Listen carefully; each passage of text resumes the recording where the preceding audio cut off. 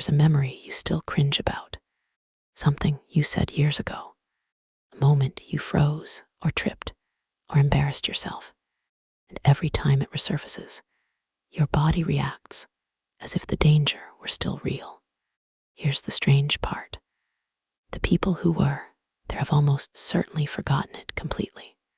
You are the only person on Earth still replaying that tape. That gap between how much you think people are watching and how little they actually are quietly runs your entire life. Today, I'm going to close it using real experiments, a 2,000-year-old story, and the confessions of the dying. Because the fear of what people think won't just make you uncomfortable. Left unchecked, it will choose your whole life for you. First, why this fear even exists. Because it isn't a flaw, it's ancient survival gear. For hundreds of thousands of years, we lived in small tribes where being accepted wasn't optional. It was survival itself. To be cast out wasn't loneliness. Alone in the wild, exile meant death. So evolution wired the fear of rejection straight into your survival system, right beside the fear of predators. And it's more literal than you'd think. When scientists watched people's brains as they were excluded from a simple online ball game by strangers, the regions that lit up overlapped with the ones that process physical pain. In later studies, a common painkiller even dulled the ache of social rejection. So that knot in your stomach before you speak up isn't weakness. It's a real alarm built over millennia. The trouble is, it never got a software update. It still treats a stranger's frown like the tribe deciding your fate. Ancient alarm, modern world. That mismatch is the whole problem. Now, the fascinating part. The audience you're terrified of has actually been measured, and it's mostly imaginary. In the 1990s, a Cornell psychologist named Thomas Jailovich had students walk into a room wearing an embarrassing t-shirt. A giant photo of the singer Barry Manilow, deeply uncool at the time. Then he asked each one, what fraction of the room noticed your shirt?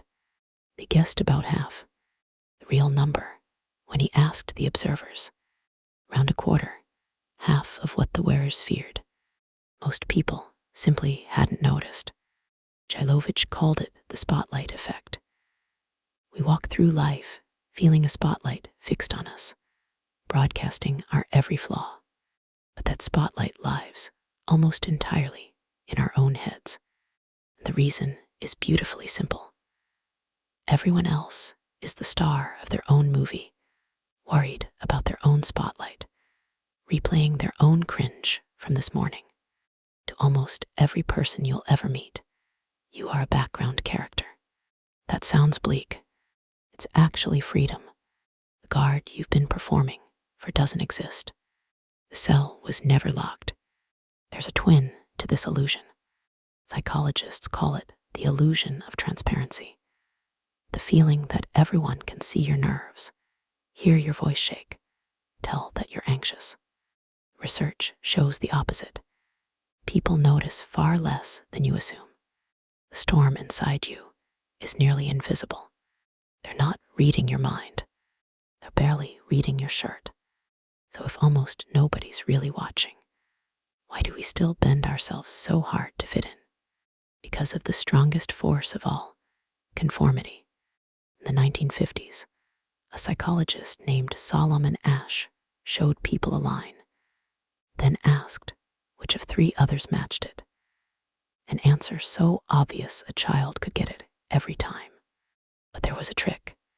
Everyone else in the room was an actor, instructed to confidently give the same wrong answer. And a huge share of ordinary, intelligent people caved. Giving an answer they could see with their own eyes was false, just to avoid standing alone against the room. That is how deep the wiring goes.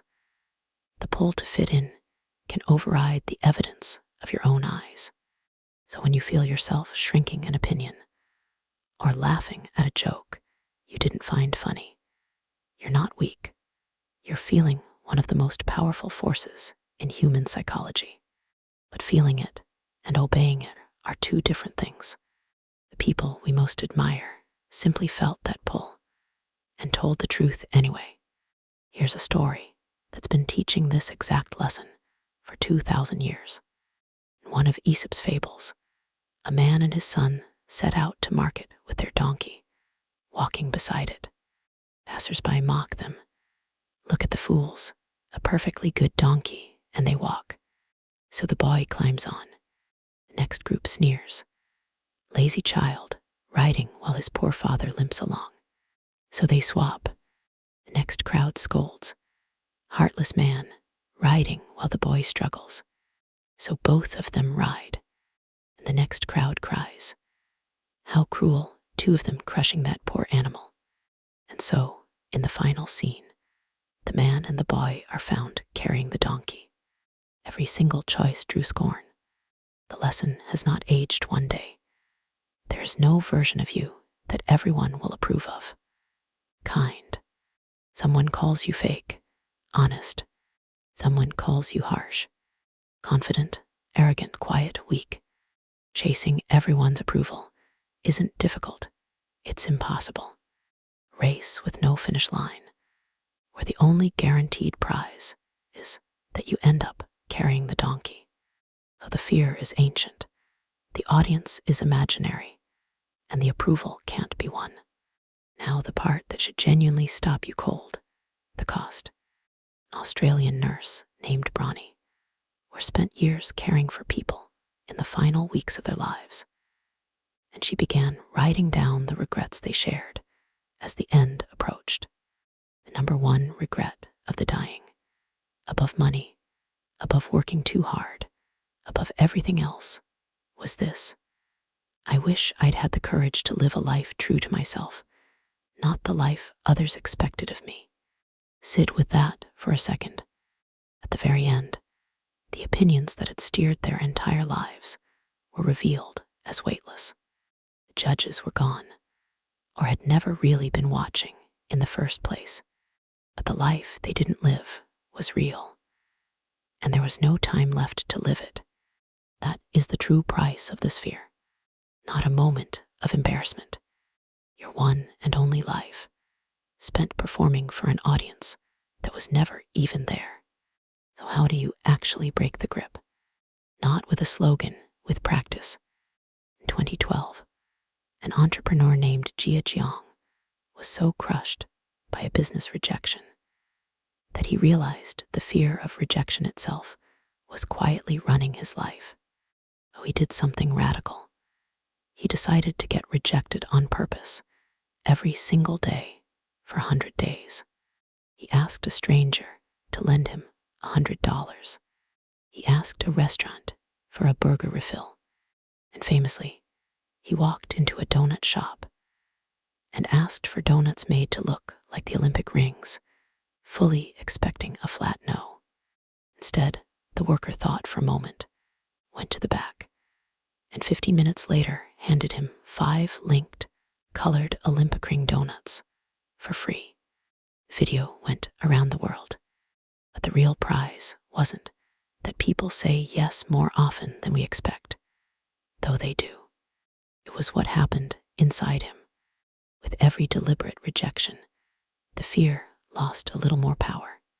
Rejection stopped being a verdict on his worth and became what it actually is. Information from one person on one day about one request. He walked straight through the fear, over and over, until his nervous system finally learned the truth. Nothing happens. You survive every single time. You don't need 100 days. You need the principle underneath it. Fear shrinks with exposure and grows with avoidance. Every time you do the slightly scary thing, speak up, post it, wear it, ask. You're teaching that ancient alarm that the tiger isn't real. And every time you shrink to avoid being judged, you're teaching it that the danger was real, and the fear grows stronger. You You are always training it, one way or the other. So train it in the right direction. Then 3 tools. 1, pick your handful. The goal was never to care about nobody. That isn't freedom, it's isolation. And honestly, it's a myth anyway. Even the people who swear they don't care, care. The goal is to be deliberate. Choose a few people who truly know you, who want the best for you, who'll tell you the truth with kindness. Their opinion is gold. Weigh it seriously. Everyone else, strangers, acquaintances, the internet, turn the volume down to background noise. When you spiral, ask one question. Is this person in my handful? If not, their opinion is data at most, never a verdict. 2, run the 5-year test, both ways. Will this embarrassment matter in 5 years? Almost never. But will it matter if you never speak up, never post, never try? Yes, and that one compounds. The cringe is temporary. The regret is permanent. 3, replace the audience. You'll never fully silence the voice asking, what will they think? So redirect it. Perform for your own standards, for your handful, for the version of you at the end of your life. Looking back, that audience is real. And unlike the crowd, it actually shows up. So here's the whole truth in one breath. The fear is ancient wiring, real pain, but a false alarm. The spotlight is imaginary. People are far too busy starring in their own film to study yours. The pull to conform is strong enough to bend your own eyes, which is exactly why honesty stands out. Universal approval isn't difficult. It's impossible. Just ask the donkey. And the price of obeying the fear is the number 1 regret of the dying. Because you will be judged either way. Play it safe, shrink yourself, offend no one, and someone still calls you boring. Live fully, speak honestly, build it, post it, and someone calls you too much. Judgment is simply the entry fee for being alive. The only real question is whether you'll be judged for the life you actually wanted, or for the shrunken copy of it you performed for people who, as it turns out, were never really watching at all. They're not thinking about you. You're free. Act like it. If you want more of the real psychology behind how people work, the experiments, the stories, the tools, subscribe. Next time, I'm breaking down many more. I'll see you there.